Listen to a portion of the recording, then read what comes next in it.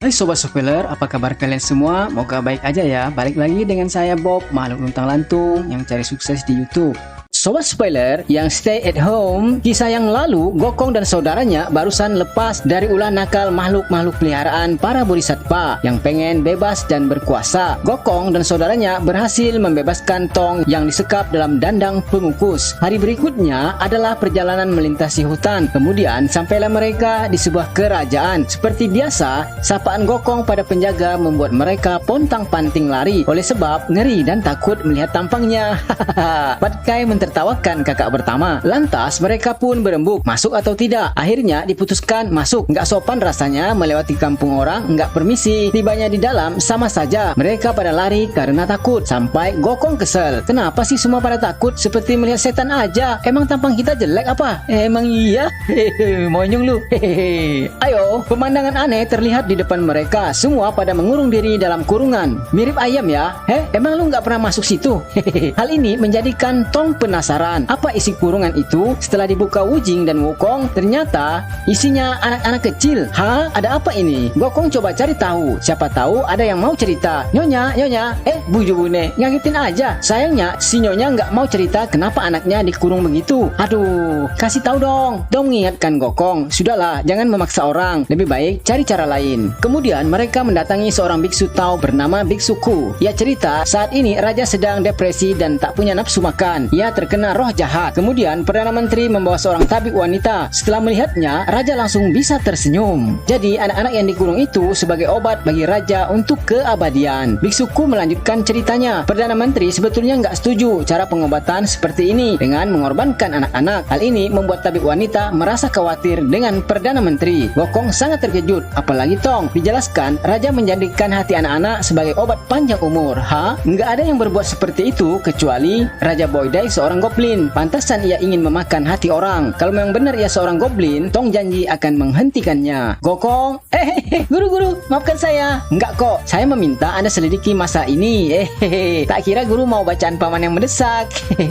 Malam harinya, Gokong berangkat menemui sahabat-sahabatnya. Ada dewa tidur dan 5 dewa kebenaran. Mereka berdiskusi cara membebaskan anak-anak itu dari kejoliman Raja Baudai. Lalu anak-anak tersebut diangkat ke lain tempat. Di dalam istana, Perdana Menteri mengadakan pertemuan rahasia dengan tabib wanita. Terungkap kalau mereka berkonspirasi menjatuhkan raja serta mengambil alih tahta kerajaan. Hebatnya lagi, Perdana Menteri bisa merubah wujud jadi raja. Luar biasa. Keesokan harinya, Tong bersiap-siap menemui raja. Berpakaian yang terbaik, dia ditemani biksuku. Perdana Menteri mengabarkan ada berita buruk kalau tadi malam terjadi angin dingin dan anak-anak telah lenyap dari kurungannya. Ia juga menjelaskan selama ini raja sakit. Lalu setelah memakan hati anak-anak, ia jadi sembuh. Lalu kenapa tadi malam ada angin dingin yang menerbangkan kandang beserta anak-anak di dalamnya sehingga obat untuk raja habis. Tong membantah kalau cara pengobatan seperti itu sangatlah tidak benar. Gokong datang jadi seekor lalat hinggap di bahu Tong. Perdana Menteri menantang Tong. Kalau begitu, bisakah ia menjamin raja bisa hidup 10.000 tahun? Tong janji pasti ada obat untuk penyakit raja. Tampaknya raja kembali depresi dan ia mempersilakan Tong meninggalkannya. Namun diam-diam Gokong sempat mendengar pembicaraan Perdana Menteri dengan raja. Intinya mereka harus mewaspadai keempat biksu itu dan jangan biarkan mereka pergi dari kerajaan ini. Di dalam penginapan, 4 dewa berembuk obat apa yang akan dibuat untuk penyakit raja. Patkai usul seperti biasa dibuatkan bedak untuk wajah dari ramuan tanah gembur. Okelah, kalau begitu Patkai yang pergi ambil tanahnya. Sementara itu prajurit raja berkeliaran di luar rumah guna mencampur tanah supaya bisa kental meski ada kasih air. Mana di sini nggak ada air lagi. Patkai pun menggunakan air mancurnya buat adonan. Setibanya di dalam, ia serahkan ramuan itu pada Gokong. Lantas dengan tanpa rasa curiga ia mencium ramuan itu. Lihat dong ramuannya. Haya, buset, bawa apaan nih?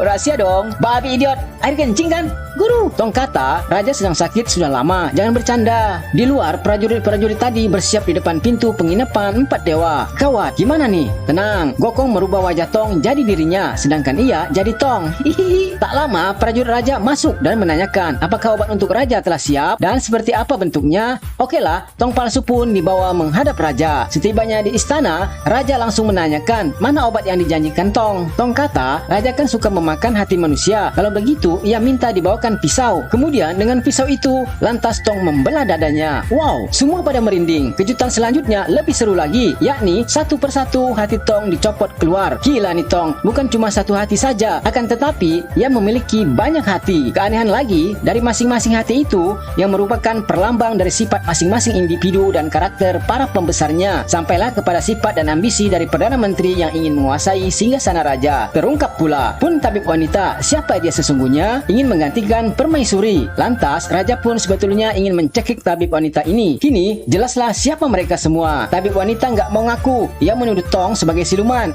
Sudah ketahuan masih ngeles. Aku bukan siluman, tapi Sun Gokong. Hah? Dan kalianlah yang siluman. Akhirnya, ia dan Perdana Menteri kabur. Sekarang, jelaskan mereka itu siluman. Dan Tong pun diundang ke istana. Gokong, tidakkah wajah guru dikembalikan dulu? Oh iya, hehe, maaf guru. Cing. Wow, sangat ajaib. Di tempat yang jauh, kedua siluman tadi tengah mengatur siasat dan akan tetap merebut kerajaan Baudai. Mereka kesal dengan monyet itu, entah dari mana datangnya, dan telah merusak rencana mereka. Siluman wanita merasa khawatir monyet itu bisa menemukan mereka. Dan benar, Gokong ditemani Patkai mencari makhluk yang bernama Tan Hoa. Ia pun bertanya pada Dewa Bumi, apa kenal dengan Tan Hoa? Oh, yang kawan biksuku ya? Benar. Nah, Anda tinggal mengitari pohon itu 3 kali, kemudian menepuknya 3 kali, dan pintu gua pun terbuka. Splas! Hehehe. Sedang honeymoon Tan? Hah? Alangkah kagetnya mereka. Nggak nyangka secepat ini si monyet lincah udah nongol. Monyet sialan! Lantas, tanpa banyak basa-basi lagi, Lauci menyerang Gokong. Hei, mari joget! Hehehe. Heam! Tang, seng! Cup! Cup! Pukul! Pukul! Hahaha. Kelamaan! Terpaksa Gokong harus turun tangan. Nih, plus! Dibantu Patkai, Lauci hendak terbang melarikan diri. Namun tiba-tiba ia kembali terjatuh. Loh, ada apa? Gokong dan Patkai senang aja bisa langsung menghukumnya. Oh, rupanya ia terhadang oleh Ti Tin Lau yang muncul secara tiba-tiba. Orang suci, jangan! Aneh juga Lauci, langsung merungkuk hormat. Gokong tanya ada hubungan apa Totin dengan setan ini. Ia kata makhluk itu tunggangannya. Oleh sebab tersesat di sini lalu menjadi bintang. Lantas siapa dia sesungguhnya? Dan cing! Hah? Ternyata seekor kijang lucu. Ia telah membawa tongkat sakti orang tua ini. Gokong tanya, apa orang tua kebanyakan minum anggur sampai kehilangan anggota keluarga? Hehehe. Hai orang tua, Anda harus menghukum dia karena telah membuat anak-anak banyak kehilangan hatinya. Ia janji akan menghukum kijang ini oleh sebab telah berbuat kerusakan di bumi. Gokong kata masih ada satu siluman lagi di dalam gua. Ia tak tahu siluman macam apa dia. Untuk itu, Patkai pergi memburunya dan ternyata ia adalah seekor rubah kecil. Kini raja pun tahu orang yang selama ini dekat dengannya hanyalah seekor kijang, tunggangan orang tua Totin. Raja pun merasa berhutang budi pada Tong dan murid-muridnya. Ia amat berterima kasih telah bebas dari rongrongan 2 siluman itu. Dan Gokong jelaskan, raja nggak sakit kok, cuma kurangin aja keserakahan, kesombongan dan amarah, maka akan diraih umur panjang. Ya benar itu. Dan orang tua pun permisi. Ada kabar baik, anak-anak yang terbawa angin kini pun telah kembali. Lantas raja perintahkan supaya dikembalikan pada orang tua mereka. Wah, semua pada bersukaria melihat kenyataan anak-anak mereka bisa kembali dalam keadaan sehat walafiat. Gokong pun berterima kasih atas bantuan teman-temannya yang telah menyingkirkan keranjang kematian. Kami permisi. Seiring dengan masih terbitnya matahari di ufuk timur, perjalanan 4 dewa pun dilanjutkan. Tiba di suatu tempat, Gokong memperlihatkan bunga indah pada Tong. Ia tanya, sudah berapa kali bunga-bunga itu mekar selama perjalanan? 10 musim guru. Lantas mereka mampir sejenak di sana, berharap perjalanan kali ini segera berakhir dan segera sampai ke Taitian. Mereka pun hendak melanjutkan perjalanan. Lalu terdengar suara anak kecil meminta bantuan. Kakak, dengar ada yang meminta bantuan. Gokong kata, sudah sejak 500 tahun ia mendengar kata yang sama. Jangan mudah tertipu. Tapi Tong kata, suara itu amat jelas. Ia dalam kesulitan. Okelah, Gokong akan selidiki. Tapi guru jangan pergi dari sini ya. Terus, seperginya Gokong, suara tadi kembali terdengar. Patkai kata, menolong orang bukankah pahala besar? Ya benar, kalau begitu kita cari segera. Mari, guru. Wujing mengingatkan pesan kakak pertama. Guru jangan pergi. Alah, lagi-lagi Patkai biang kekacauan dan tidak patuh pada aturan. Ia meyakinkan Tong sebisanya. Akhirnya Wujing mengalah dan ikut langkah guru. Ternyata di depan sana memang ada seorang wanita dikubur setengah badan dengan tangan terikat. Wow, Patkai langsung aja pengen menolong. Wujing kembali ngingetin pesan kakak pertama dan sepertinya Akhirnya Tong pun terenyuh mendengar penjelasan kenapa ia bisa seperti itu. Ia perintahkan Patkai gali kembali tanah itu. Gokong yang melihat dari atas pohon langsung turun mencegah Patkai supaya jangan lakukan itu. Ia seorang goblin. Tong nggak percaya, malah ikut-ikutan bantu menggali tanah rajam Nona Banba. Haya, Gokong kesal pada Tong. Kenapa sih nggak mau percaya dengan kata-katanya? Yaitu goblin. Akhirnya si wanita terselamatkan dan kini dibawa ke sebuah vihara buat nginap malam ini sebelum lanjutin perjalanan. Grrr.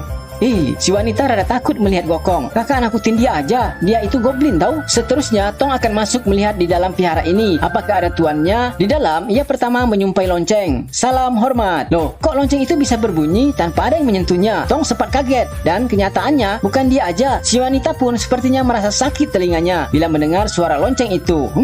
Gokong semakin yakin kalau dia ini goblin. Tak lama kemudian muncul kepala biksu dari arah belakang Tong. Ia tanya dari mana asal Tong. Ia jelaskan dari Dongto Dai Duong Gia Hakam Sai, hendak pergi ke barat dalam misi mengambil kitab sutra. Ia meminta izin bersama murid-muridnya untuk menginap malam ini di sini. Oh, mana mereka? Kemudian murid-murid biksu vihara itu berlarian sambil berteriak, "Ada goblin, ada goblin!"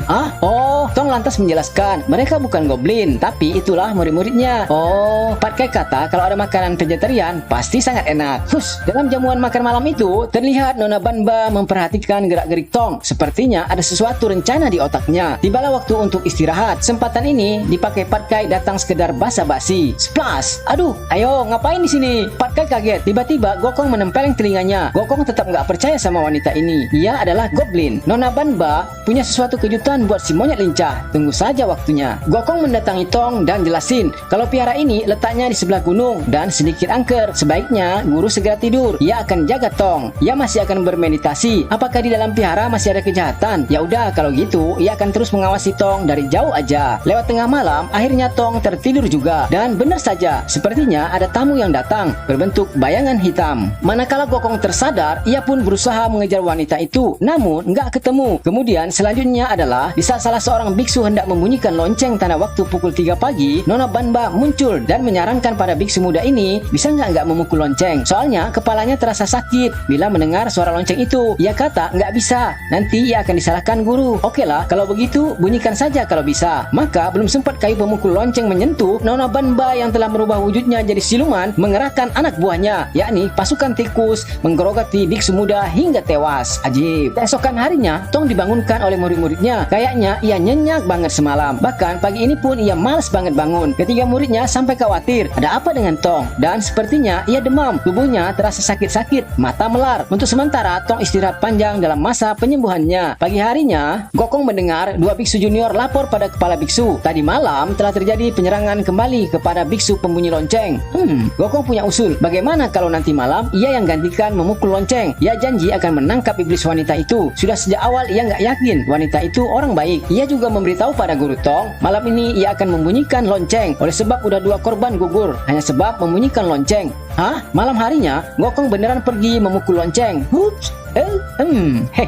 Aksi pun dimulai. Dengan berpura-pura jadi biksu, ia melangkah siap memukul lonceng dan blus. Di kejauhan tampak sosok wanita goblin mengawasinya. Kemudian memanggil sang biksu, hendak kemana? Biasa acara rutin. Udah jangan mukul lonceng, nggak ada gunanya. Si biksu nggak memperdulikan ucapan wanita Banba. Ia pun terus melangkah, lalu siap mengayunkan kayu lonceng dan kok seperti tertahan. Ternyata si Nona yang nahan dan udah berubah dalam wujud siluman bergigi 2. Ia pun dengan beringas menyerang si biksu. Nggak kena. Yang ini bukan biksu kemarin malam. Bless. Cakarnya hanya mengenai tiang. Lalu suatu kesempatan Nona Banba berhasil mengayunkan kayu dan mengenai dada biksu. Lantas dengan kekuatannya kayu tersebut hancur. Tapi kini ia malah semakin dekat kepada tangan Nona Banba. Akhirnya dengan mudah ia menangkap si biksu serta menghujamkan pukulan keras ke dadanya. Lantas dengan kekuatannya biksu gugur dengan mengeluarkan darah di mulutnya. Namun sejenak kemudian ia hidup lagi. Nona Banba kaget nggak tanggung-tanggung. Ia mundur ke belakang. Enak. Siapa anda? Aku makhluk 500 tahun yang lalu membuat kekacauan di langit. Sun Gokong. Berdebah. Rasakan ini. Gokong nggak perlu melawannya. Cukup memukul lonceng. Ia sudah keleper-keleper dan berteriak kesakitan.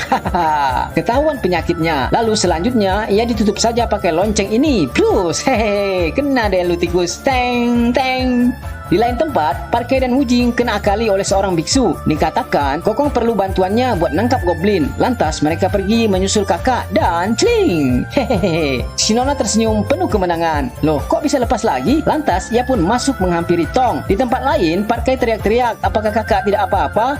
Nih udah ku tangkap. Mau lihat? Nih, suples. Hah? Loh, kok nggak ada? Cuma sepatunya doang. Kacau. Dari mana ia keluar? Oh, lewat lubang ini. Dasar tikus. Kalau begitu, guru. Mereka bergegas ke tempat guru berada. Sayang, Tong telah dibawa kabur Nona Banba. Kalau begitu, harus tanya pada Dewa Bumi di mana siluman tersebut bersembunyi. Menurut Xiao Tan, ia membawa guru ke selatan 1000 mil dari sini. Ada Gunung Han Kong. Di dalamnya ada gua luas tanpa batas. Dialah yang datang ke sini dan bikin kekacauan penghuninya. Udah jangan buang waktu lagi. Langsung aja berangkat. Terus, nggak nyangka ternyata di dalam sana Ratu Tikus tengah mempersiapkan pesta besar. Sangat sibuk tampaknya. Seperti ada acara pernikahan aja. Balik pada 3 dewa, mereka pun sampai ke Gunung Han Kong. Tapi di mana guanya? Oh, sepertinya itu tuh. Hehe. Tapi pintunya kecil amat. Biar Gokong saja yang masuk. Terus, ternyata di dalam luas juga. Seorang pengawal lapor, di luar ada murid-murid Tong datang. Hah? Ratu jadi panik. Kalau begitu, pernikahan harus cepatnya dimulai. Maka, dengan lemah lembut, ia meminta Tong bersedia jadi pengantin bersamanya. Sayangnya, Tong lagi asik merapal Sutra Hati. Di lain tempat, Gokong masih bingung menemukan keberadaan Guru Tong. Tempat ini sangat membingungkan. Bahkan bisa mengcopy paste jumlah Gokong jadi banyak. Aneh banget. Kalau begitu, ia harus kembali ke tubuh yang satu. Plus. Sementara itu, Ratu Banba meminta supaya Tong segera mengganti pakaiannya dengan baju pengantin. Oleh sebab Tong gak ada reaksi, terpaksa diganti dengan cara begini aja. Plus. Plum. Nah, kan keren. Buat apa ini semua? Gokong baru yakin, pantaslah gua ini disebut gua tanpa batas. Emang luas dan banyak liku-likunya. Hingga sampailah ia pada sebuah lubang lagi. Dan sepertinya ini tempat Ratu Tikus bersembunyi. Ia pun menyamar jadi lebah. Guru. Oh, Gokong, kenapa lama sekali nyelamatin guru? Jalannya rumit, guru. Tapi guru keren banget pakaian gitu. Mau nikah dengan Ratu Tikus. Sialan monyet. Tong minta carikan jalan keluar dari sini. Gokong punya siasat. Nanti kan akan ada acara minum anggur. Nah, guru minum aja, pura-pura aja kalau nggak mau. Dan Anda juga harus pura-pura memanjakan siluman itu. Nah, nanti ia akan masuk ke dalam anggur itu dan larut ke dalam perutnya. Setelah itu, ia akan memaksa goblin itu membawa Tong keluar. Ya, tapi gimana memanjakan wanita? Aku nggak bisa. Ya, malu amat sih. Tong pun mempersilakan Nuongzu minum anggur dahulu. Hah? Nona Banba kaget aja. Tong memanggil namanya dengan apa tadi? Nuongzu, panggilan kesayangan. Oh no, so sweet. Bersambung.